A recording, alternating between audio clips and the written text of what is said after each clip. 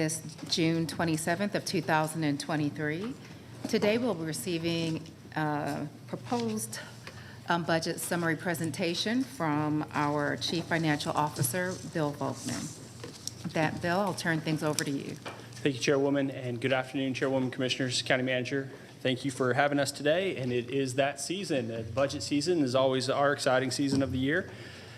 So with that, we have our first presentation on the 2024 proposed budget for you today. In front of you is the copy of the presentation, all the handouts. Those will also be on the website by the end of today. So that way the public can access those and we have them ready for view. But with that, I just want to go ahead and jump right in. Okay. So this budget is the second year of our biannual. So this is more of a copy-paste type of budget with a few adjustments as we walk forward. One of the biggest items that made this budget unique is this is covering some of the actions that we've already approved that were already approved by the BOC during the year.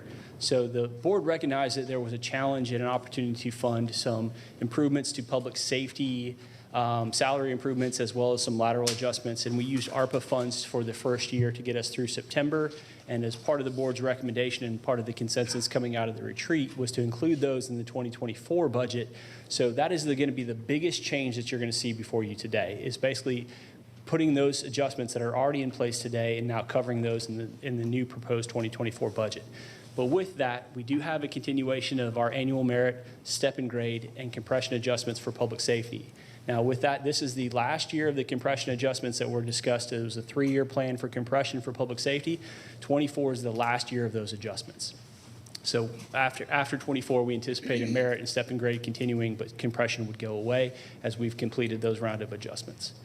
And this budget is going to create 34 new positions to improve service levels, and some of those are some state mandated positions. Now with that, I'm going to touch on those in a little bit more detail in the next slide, but that is also one of your handouts I wanted to remind you that you have in front of you.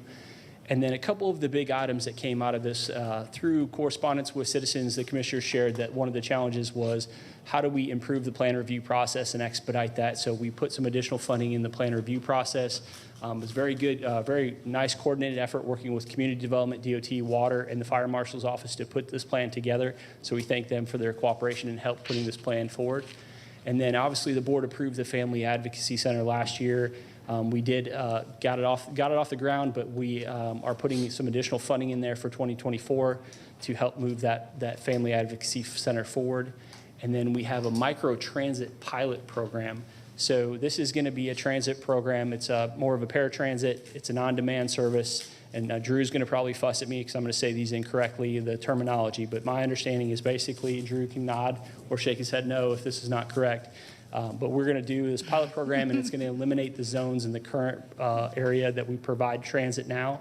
So that will be one of the biggest hurdles that we've heard, and that was shared with the commissioners, is if I live in Zone A and I need to go to Zone B, currently you cannot go to Zone B, so this eliminates the zones. So that is it's a pilot program that we're going to test out in 2024 and then see how that goes. And then also, as a part of this, we know inflation has been a real thing the last couple of years, so Budget did a thorough scrub of some of our operating expense lines, and we recommended some increases to that. It's about $2 million, and about $1 million of that is simply fuel costs alone. So the other items are some credit card processing fees and things like that, but traditional operating costs, no new programs within the operating. These are just due to increased costs. And then we also included with every budget is any BOC impact items. So during the year, the board gets agenda items, and they will say, this is what we're going to pay for it for this year. And if there's a reoccurring impact, it'll state that. So we always have to make sure the impact items are included as we move forward. And then lastly, we have an emergency shelter funding that is going to be housed with our EMA department. And they are going to be responsible for determining when that emergency arises and funding needs to be used.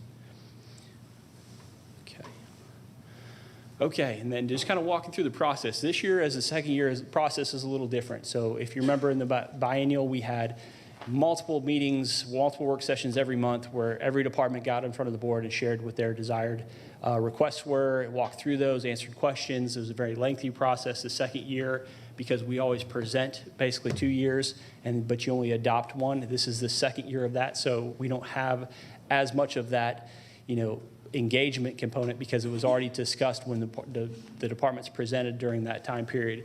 So we walk through that, but what we do is we kind of dust all that off, right after we adopt and start walking through what are the adjustments that we need to make for the next fiscal year. So from March through June, we had multiple meetings with the commissioners, the county manager, the departments, walked through their budgetary requests, talked about what we can and can't fund based on where we think we are going to be, and really that helps us put together this budget.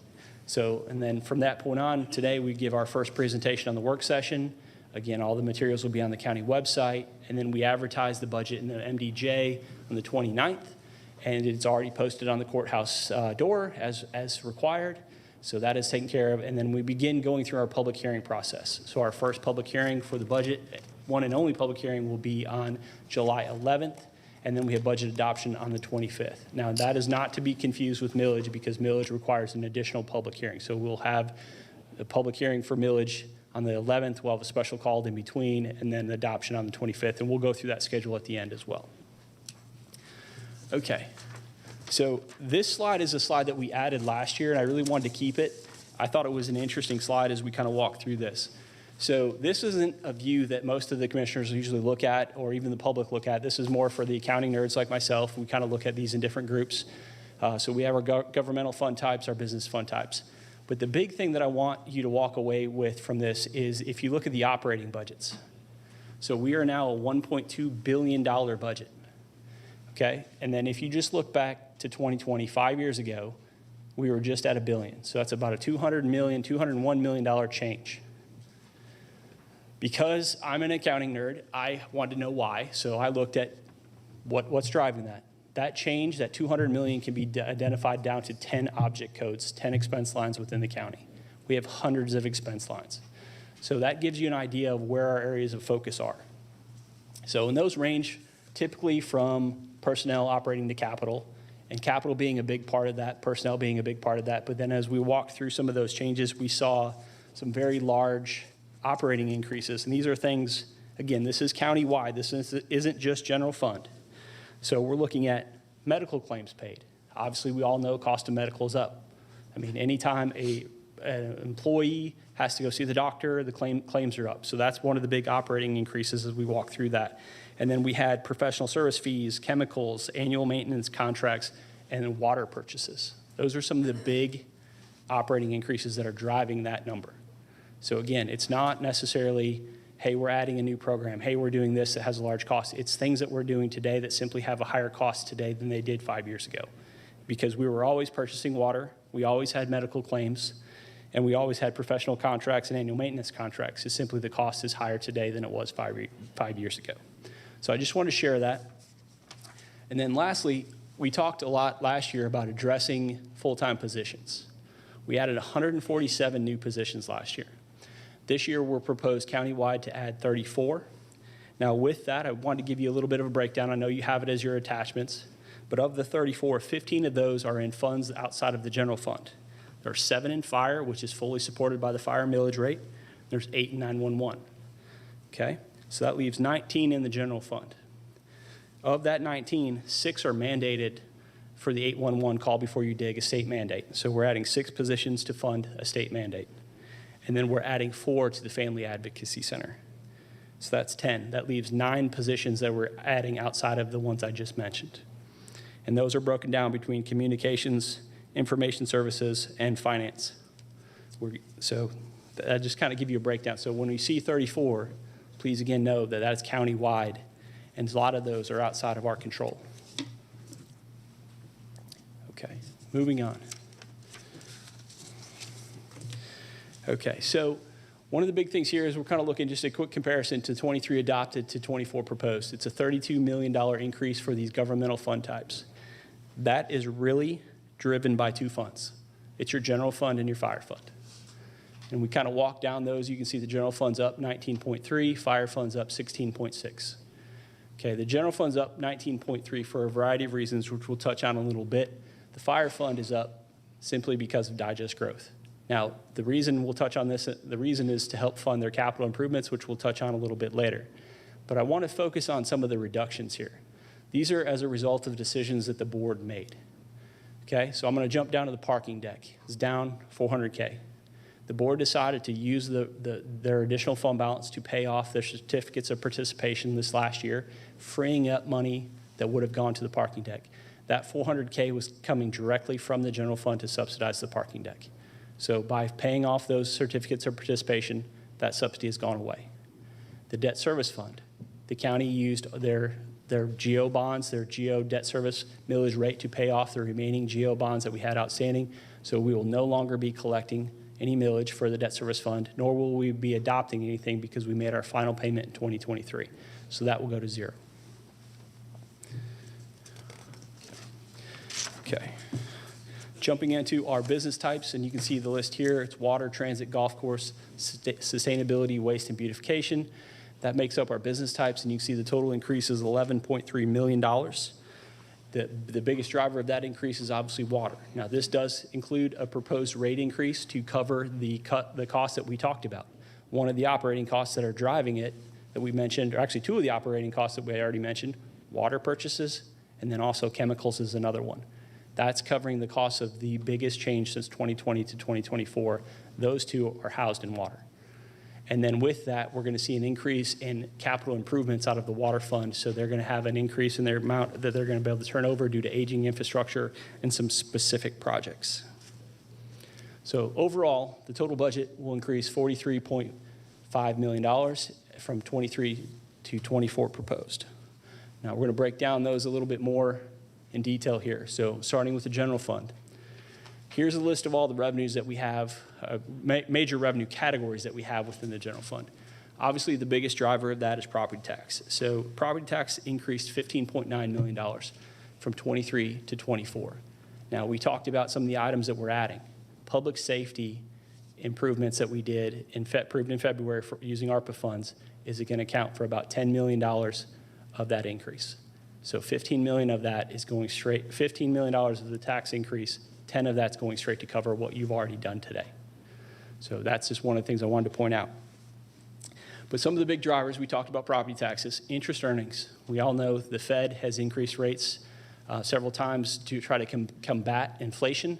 And we have definitely seen inflation on some of our operating costs, our capital projects. We've seen it in our SPLOST projects. But this is one of the positives that's come out as a result. We've earned significantly more interest by having this in here. Now, does it offset the increased cost? Absolutely not. But it is something that we're able to budget at a little bit higher level due to the interest rate increases. And then insurance premium taxes. That's one of our other big drivers. So in 2023, or from 23 to 24, property taxes increased 15.9, interest earnings increased 4.3 million, insurance premium tax increased 3.5 million. Okay, now with that, those are the positive increases, but like with anything else, we have some pullbacks. So this budget does take into account any impacts that would be realized by the city of Mableton as their share of the revenues. So we did make some reductions, and part of that is due to the cityhood, but then there's also a big part of that due to the economy. So one of the areas that we're seeing in 23, because Mableton has not drawn down any revenues to this point, we are seeing slowdowns in our real estate transfer tax. We're seeing slowdowns in our commercial and residential permitting and our deed recording fees. Those are also some of the revenue sources that Mableton will be looking at for 2024 as they begin to become fully operational. So we did have some reductions there. So in the real estate transfer tax, we took about $500K off the budget from 23. Commercial and residential permitting, we took about $1.2 million. And the deed recording fees took $5.6 million. So this does account for the cityhood coming online in 2024 and curbs some of our projections as we move into 2024 with some of the areas we're seeing as slowdowns. And just to clear up a point, because this was one of the things asked by my staff, there's a penalties and interest line. That is not where our interest that we'd earn at the bank would lie. That's more of penalties and interest that you'd accrue for late payments. So our interest line is actually in the other financing sources. So you'll see that go from 200K to 4.6. So just wanted to clarify that. There is an interest line at the top, but that's more of penalties and interest, not bank interest, if that makes sense.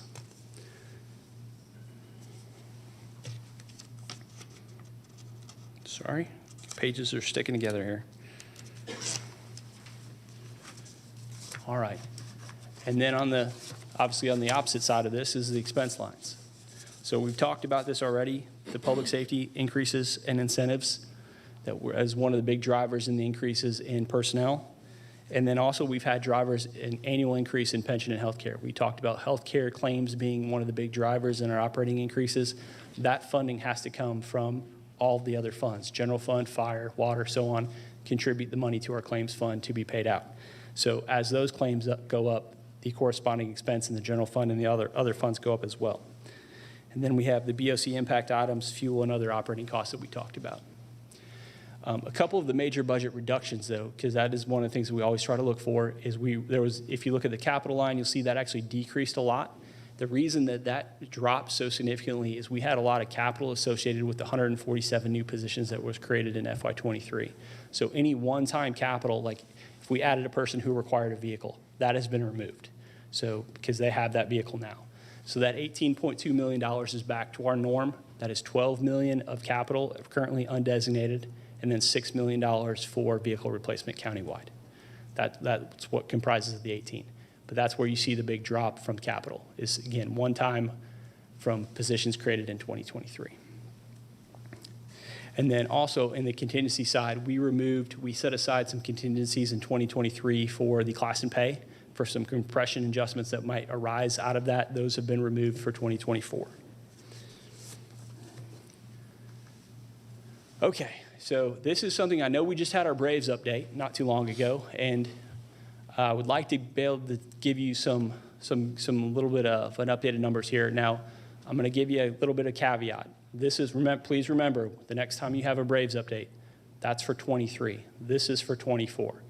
So we changed the way we funded travel and tourism and the Braves with our new agreement with Cobb Travel and Tourism. That will not take effect really until 2024. So the next Braves update will be very similar to the past Braves update. But this is the change that you approved moving forward. So here's the breakdown. And really what I would like you to focus on is the little blue box on the left. So as we walk through this, the anticipated collection for Braves property taxes is $2.6 million. We will only need $800,000 of that to cover debt service, which leaves $1.8 million to cover PD overtime circulator as we move forward. So currently we budget around $1 million for PD overtime related to Braves and $800K for circulators. So that would 100% cover all of debt service, all of PD overtime, all of circulator. Now, the caveat I want to give you is that $2.6 million number that you see for Braves property taxes, that is their 2022 number. We don't anticipate that going down. That will only go up. So realistically, this number is based on 2022 Braves property tax payments because we haven't collected 23 yet. So that'll give you an idea. As that increases, then you'll begin to chip away at any other costs, whether it be stadium capital maintenance or what have you, related to the stadium. So again, last year you hit a milestone with being able to cover 100% of the debt service using these revenue sources. In 2024, we're saying you're going to be able to hit every one of these revenue sources and cover PD overtime and circulator as well. So that's a big change by simply changing the way in which you fund, okay? And the growth in the revenues as well. Okay. All right. All right, we're moving on to the fire fund. Okay. So this is a very unique fund. Obviously, this covers all of our fire operations, personnel, operating, capital. They basically have one revenue source. You'll see several listed, but you can see they're pretty small, but the one revenue source that drives them is the millage rate associated with the fire fund. So this is a little unique, and this puts some unique challenges on the fire fund. General fund has hundreds of sources of revenues that come in throughout the year. Fire fund basically has one, and it comes in at one time of the year. So that creates some challenges as we walk through this. But fire, again, we're covering the incentives, the pay increases that were approved last February, but we have increases for pension, health care, and we have a significant improvement in the capital replacement, allowing them to catch up on some of their capital, very, very heavily needed capital replacement. But with all that and the positive growth through 2023, they still are at a negative cash position at the end of May. So in May of 23, May of 22, and May of 21, they become negative for cash. And then prior to that, it was March of 2020 through 2015, they would become negative. So this is one of those where we look at fund balance levels, and because they have one revenue source and it comes in one time a year, this is not going to be a normal fund balance level. This is going to have to carry a much higher fund balance level to sustain them and make to break this trend. Now, we do not have to borrow TANs anymore, but that is because of the growth in some of the other areas. Fire is still negative for a good chunk of the year, and it's simply because of the timing in which these come in. Chairwoman, did you have a question? Yes, I'm trying to get my arms around the fire fund, as I know most of our time has been on the general fund. Yes. With the negative cash position, is that being driven by capital needs? It is not. It's simply being driven by, I mean, their biggest source of expense line is personnel. So we pay every 2 weeks, right? We pay, or we're on a payroll cycle, those go out routinely. They have one time of the year that revenues come in. So they bring it all in from basically September through the end of November, early December. All their money, all their revenue comes in, essentially. Okay. And then you spend that down. And then when you do that each year, you get to about May, and then it becomes negative.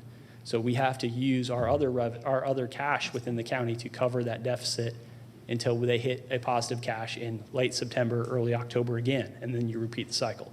But again, from 2015 to 2020, that cycle hit negative in March.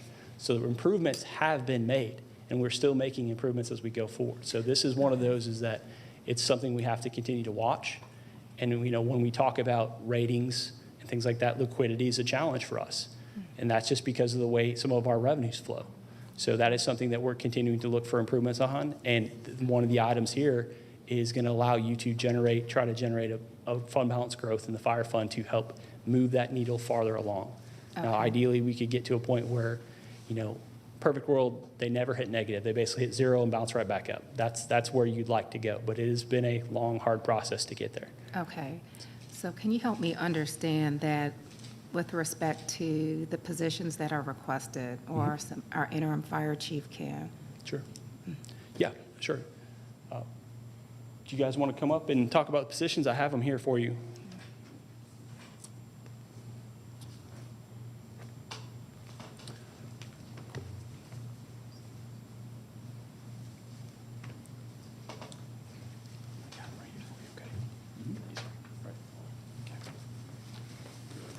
Okay. Good afternoon. Good afternoon. I wanted to get some understanding of the reasons behind the positions that are being created, and understand how, with those added positions, what kind of impact does that have on that cash position, Bill? And if you can help us, again, see how we work our way through that as we're adding positions. So with these positions specifically, a lot of it has to do with the growth of the county and the growth of the organization. Okay. And they're safety driven, if you will. So they have this list? Yes, sir. Okay. The first one, which is the fire district chief, that is a upper level chief officer that would be responsible for all operations on any given day. So we have 2 right now, and we would like a 3rd because we have 3 shifts. So Okay. right now they split the county in half, and it would make more sense if they each had their own shift on I see. 3 separate days. So that, Okay. again, it's a safety issue, and then it's an oversight and span of control. The fire inspectors, that's just an effort to continue driving down the number of inspections that they have to do, and able to stay on track and on time with their Yes. inspections. And I think that helps with the business or commercial licensing effort that we have, so that we can address some of the concerns that we've heard through permitting. Yes, ma'am. Yeah, okay. And then Keep we have a going. lieutenant and 3 fire driver. Yes, those positions are in the Pathways program, which is the education program that we partner right now with Osborne High School, Okay, and we're continuing to add those courses for those students. okay. Thank you. I appreciate you Yes, ma'am. clarifying those. So, Bill, if you can help us understand, because I know you were trying to explain the timing Sure. of revenue, but I think I was just lost in looking through the personnel positions. Is this just a timing issue? Yes. Or is the fund just not adequate to? No, this is a timing issue. So one of the things, if you look at the fire fund, it does have a strong fund balance, but because they only have one revenue source and the timing issue that it Yeah, has, okay. that's what's creating this. So Okay. I would say, if you just asked me today, is the fire fund healthy? Absolutely, it's healthy. Okay. And we're able to accomplish a lot because of the millage shift that the board did last year to accommodate the improvements in capital. Okay. Now, we are adding a few positions here. Is that going to affect their cash position? No. Okay. It's not enough where that would be a negative impact by any means. Okay. So, and one of the things that we work with and is very much work with is on the capital side. So we have a $21 million capital in this fire fund. The challenge that we're finding, and we saw this last year, I think you remember an agenda item where we ordered multiple years of apparatus ahead of time because they won't come in. So that is part of this, is some of the challenges and delays of getting some of this equipment in. It takes months, 6 months, a year, longer. So those are some of the things that we're working with as we go through this process. So even though we're approving that, it's really you giving the green light to order. When the cash is going to come out the door is going to be significantly longer, farther out. Now, so those are some of the items we're working through, is how we handle that. But again, this is going to improve their situation. So we're not having a budget here that is going to be overly aggressive. We do anticipate that it is the revenue side is going to be better, and there will be expenditure savings as we walk through this. So this is again moving that needle forward. Try to get, the ideally is we're at May now. We'd like to move to June. That's our next step, is how do we get to June so where we get to before we hit negative. So that's kind of how we move forward. But it's going to take a couple years to do that. It's not going to be overnight. We're not going to be able to move a month, ideally a month a year. That's not realistic. It's going to be too big of a lift. Okay. Okay. And so what's covering the gap right now is the fund balance within the fire fund. That's correct. During that time, until we increase the revenue so that we can push that time period. We do have cash flow to cover the expenses. Yes. Okay. Yes, we do. Okay. Okay. Sir, Commissioners, do you have any questions? I Yes, just have a Commissioner. quick question for clarification. For the charges of service, can you just provide a brief description of that, please? Yes, one of the biggest items here is so we talked about one of the areas of reduction in the general fund was the intangible recording fees. Fire does get a share of that, so that's where we have charges for services. They have a few other small charges, but that is the lion's share of that as we walk forward. So it's not so much, it's not a charge to come out to put out a fire or anything like that. It's more of, it's that classification in the Uniform Chart of Accounts statewide falls into that category, but it is simply the intangible recording fees and their share of those fees. You're welcome. Any other questions on the fire fund? Commissioner, yes. As far as the fees, I thought we had an agenda item that approved for the firemen to charge a fee, like if they have to go out and assist to lift someone or Yes, you're absolutely correct. There are some small fees in there, but they equate to a very little amount of money. So when we're looking at you're looking at $1.5 million for charges for services. The primary revenue source behind that's the intangible. There are a few others listed, but it's very small. Yeah. Are the fire marshal fees for business licenses and inspections and all, is that part of the fees? I Or is believe that so, all but under Cobb bid? let me confirm that for you. Okay. I can confirm that for you. Okay. That wouldn't be a small fee, I wouldn't think, Yeah. with commercial licenses. So I'll get you the breakdown of the charges for services so you can see all the individual revenue sources that roll up for fire. Okay, Okay. thanks. You're welcome. Any other questions for fire? Okay, good deal. Okay, so one of our other self-supporting funds that we have is 911, and the reason we have this is, again, to focus on some of the areas that we're adding this budget cycle. 911 is adding 8 new positions. One of the areas that we've been able to see is through the incentives and that the board approved last February has been very effective. So they're improving there in 911, and then again adding 8 additional positions. Now this is limited by the $1.50 per line limit set by the state. So their revenue is basically capped at that. We cannot go any higher unless there's a change elsewhere down at the state level. So we are living within our means here. So they do have a good fund balance. Something to protect them on the downside. I know they're looking at a lot of times what they use the fund balance for is if they have a capital project that needs to come forward, they kind of build it up, use it for capital, bring it back down, kind of work through that cycle. So that's what it's there for. And it's working very effectively. Personnel, again, slight change, but adding the 8 positions is really what's driving that. Okay. Any questions on 911? Yeah. Okay.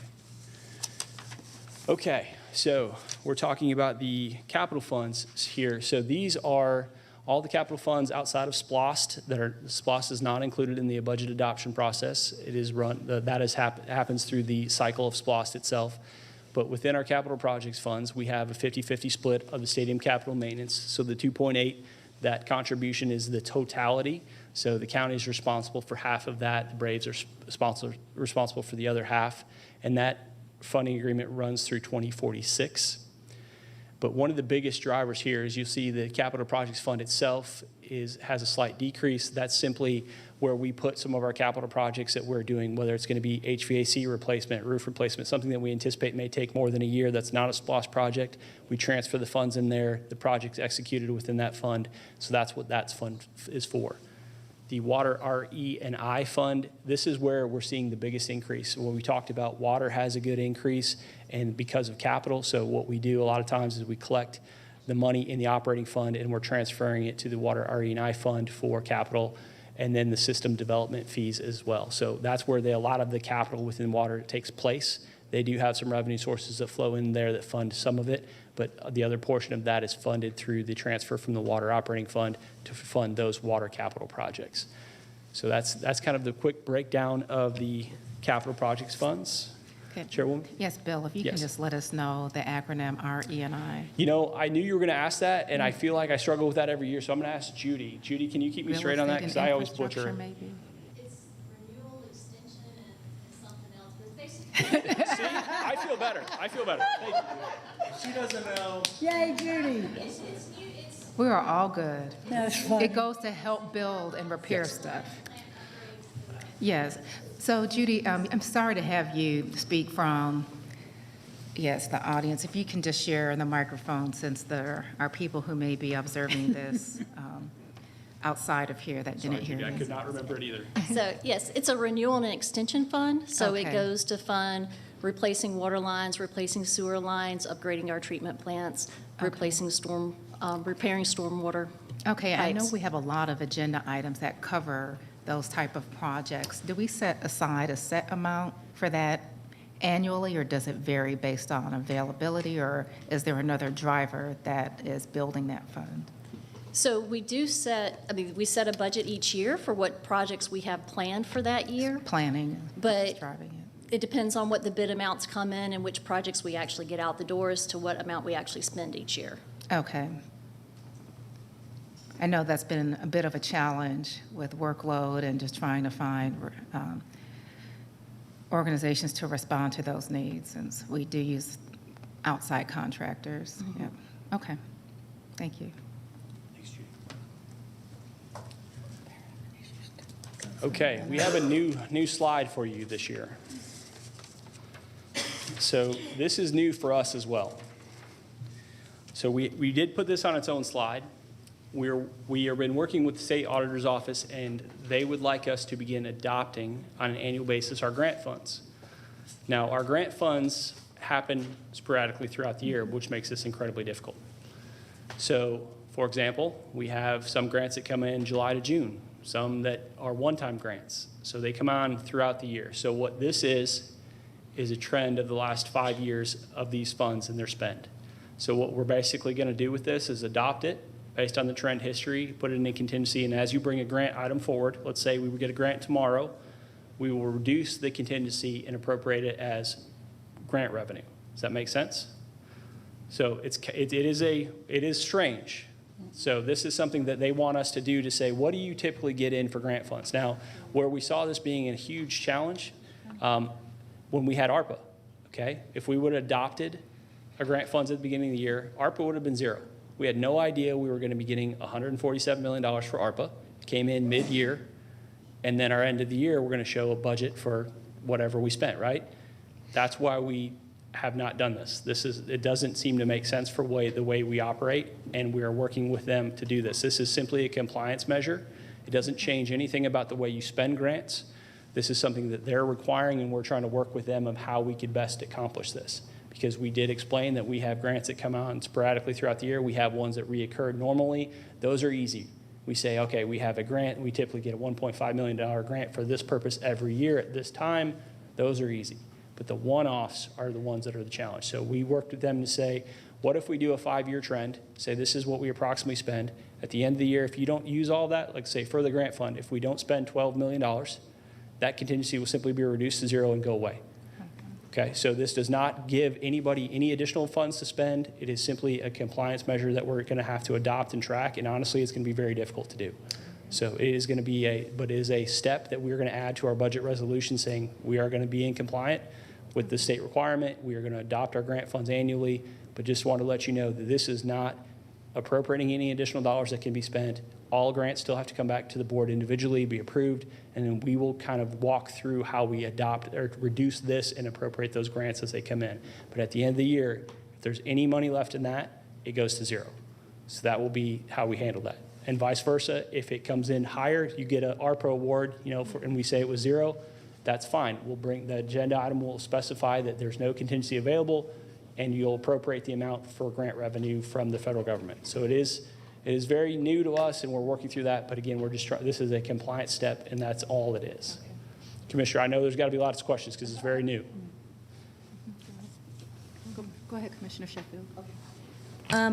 Bill, for the ARPA grant line, does that number include any funds that might be returned to the county from the nonprofits that were dispersed? So we talked about a 5-year spend. Obviously, we don't have a 5-year history on ARPA. So what we did is simply divide it by 3 and say this is what we think we're going to come back with, and we came up with a $49 million number as anticipated spend.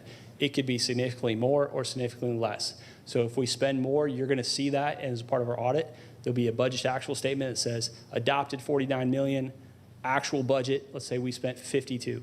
Actual budget will be 52, here's the expenditures that match, or vice versa. You only spent 25, actual budget will be reduced to 25, actual spends 25. So your budget to actuals will be, at the end of the year, will match your expenditures. So we think it's an unusual process, but that's how we had to do that, especially for ARPA. And then the emergency rental assistance one, this is the COVID grant that we have. This is in the final closeout, so really the only dollars left are the diversion program working with Judge Murphy. So that's where that $1 million comes from. All of the other ones are a 5-year spend. Those 2 are your exceptions. Okay. Thank you. Commissioner, do you have a follow-up? Does this include the grants from the accountability courts, the DA, the sheriff? Yes. So a lot of these, all of them, a lot of these flow through the grant fund. So you're going to see a transfer out of the general fund for, VOCA, the DA grants, all the grants, senior service grants. They have to legally be housed in their own fund. So you have, if it is a matching requirement, you see a transfer on your interfund transfer sheet from the general fund to one of these funds to help as the local match, and that's how they're tracked. But the federal and state dollars, the revenues that come in for the grants, go to these funds directly, and then if we have a matching requirement, those funds go over there as well. And all the expenditures for those funds take place separately outside of the general fund. So, for example, like senior services is a perfect example for me, is their personnel roster is actually in the senior service grant fund for the ones that are included in the grant. There's a state component that will come in for that, and then there's a local match that will come in for that, and then it's all housed there and tracked separately. So grant funds are not something we typically have brought forward because, again, you bring those back via an agenda item individually. That process will continue. So again, in order for anything to happen, it still has to come back to you individually for an agenda item saying, you approve this grant and this is how we move forward.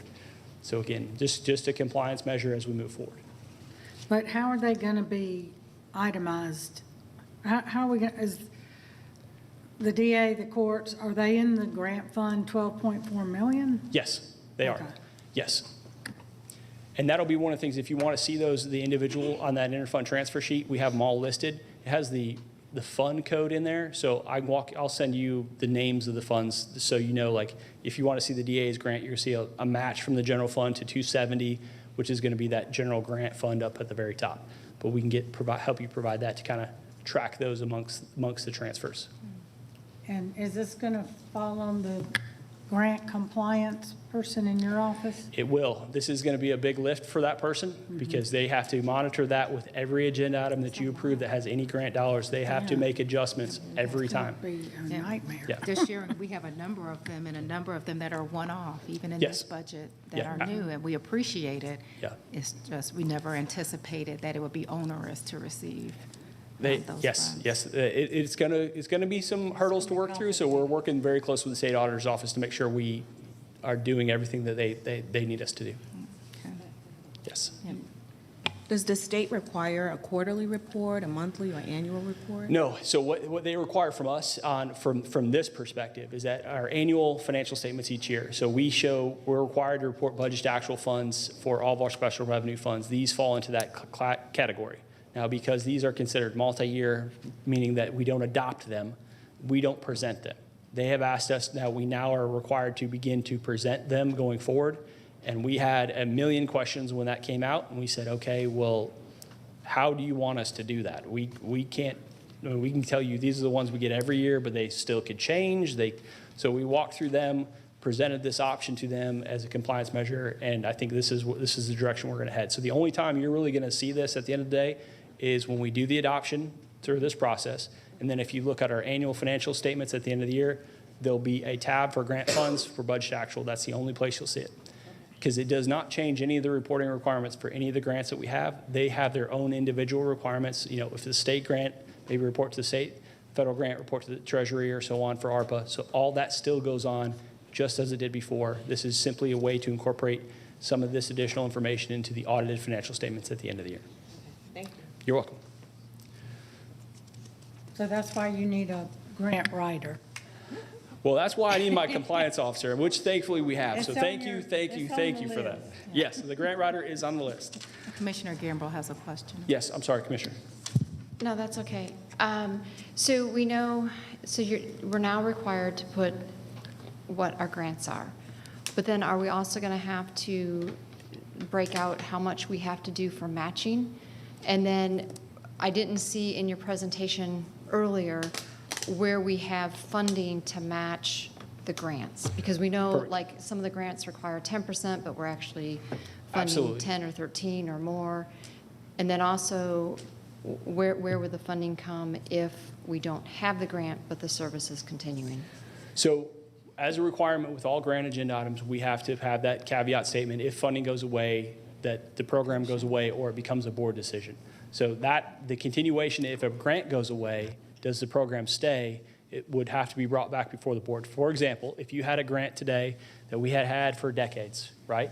And it had positions tied to it and a program tied to it, and let's say it was a state grant, and they said, you know what, you're not getting the state grant anymore. The board has to make that decision of how do you want to, A, continue with the program and find a funding source, or B, discontinue the program.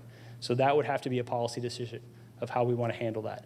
Now, the part with that is when you bring those items forward, you bring them for a period of time. Like, for example, if we have a grant July to June, you are saying the funding to cover that period of time is X dollars for this period of time and this period of time only. Once that period of time ends, the grant is not renewed, that becomes a policy decision the board has to make of, again, to continue the program, find alternative funding, or discontinue the program. Now, as far as the local match, the interfund transfer sheet that you have as an attachment, and you can see this transfer outline in the general fund because that's where most of your local match comes from. That transfer out of $33 million, that goes for a variety of transfers, but within that $33 million is some local match for personal services, for senior service local match for that grant. They're all listed there, VOCA, whatever the grant is, they're individually listed, so you can see exactly how much we're budgeting for each local match grant that we have today, and that'll carry you through fiscal year 2024 on that list. Now, the difference is, again, is if that is a July to June, we anticipate that cost from October to September because of our fiscal year. But if it were not renewed, that again would have to be brought back to the board for a policy decision. Do you want to A, find alternative funding, or B, no, discontinue the program? So that's kind of how those grant programs run. It's always on that grant cycle, which sometimes differs from our fiscal year cycle, but we always budget based on if that were to continue, what would the local match requirement continue to be from that, July 1 to September 30th window where the grant may have ended. But we do not do that we do not actualize that unless the board has greenlit that to continue with a new grant or decided there'll be an alternative funding. Now, we have had very few grants that have been reoccurring, been just discontinued. So the amounts change year to year slightly, but they've been pretty consistent as we move forward. So local match isn't heavily impacted as we walk through those. But I can't think of the last grant that we've had that's been like a long-standing grant that we've had for decades that they came in the next day and were like, sorry, you don't get it next year. And then we've had to bring that forward. So that's pretty rare.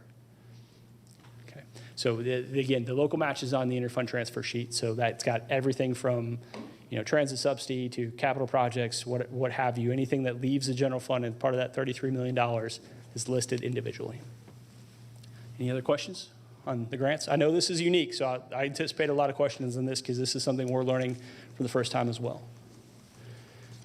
Okay, so now to the very important key dates. Obviously, we had the work session today. We will have our advertisement run in the MBJ for both the 23 proposed millage rate and the 24 proposed budget on the 29th of June. Our first public hearing for the budget and the millage will be on July 11th at the regular scheduled meeting at 9 a.m. We will have a special called meeting on July 18th at 6:30, and that will be our second public hearing for the millage. Now, again, the budget only requires one, the millage requires more than one. So we will have our third and final public hearing on the 2023 millage on the 25th, followed by asking the board to adopt the proposed millage for 2023 and the proposed budget for 2024 on the regular scheduled night meeting at 7 p.m. on the 25th. Any questions on the schedule? No? Okay. All right, and then again, your handouts, you should have in front of you a copy of the presentation. You should have a copy of all the positions that we're bringing forward, the 34 that we have in front of you today, a copy of the detailed budget, including and then also a copy of the interfund transfers detailing out every one of the interfund transfers that moves between funds, and then all of the impact items that the board has currently approved to date that will impact us for 2024. Now, just a little caveat with that. That's what we've approved to date. So any agenda items that have an impact item for 24 that are approved after that will be part of a fund balance appropriation in 2024. So, because obviously you have to have a cutoff. So if we, let's say there's an agenda item that comes in August that says has a $500K impact in 24, that's an automatic fund balance appropriation as we move into 24. So just a little caveat, this is the cutoff for the impact items that will be included in 2024's budget. Okay, so with that, I know that was a lot of information. I gave you a lot of pages of paper in front of you to go through. We have basically a month to walk through this, so our team is 100% available to you anytime. Please give us a call, give us an email. If we'd like to meet, happy to do that. We're at your disposal to answer any questions. And Dr. Morse, do you have anything you'd like to add? Perfect. Okay. Any further questions from the board? All right. Well, thank you all very much for your time. Thank you, Bill. All right. With that, we're adjourned. We'll see everybody back here tonight at 7.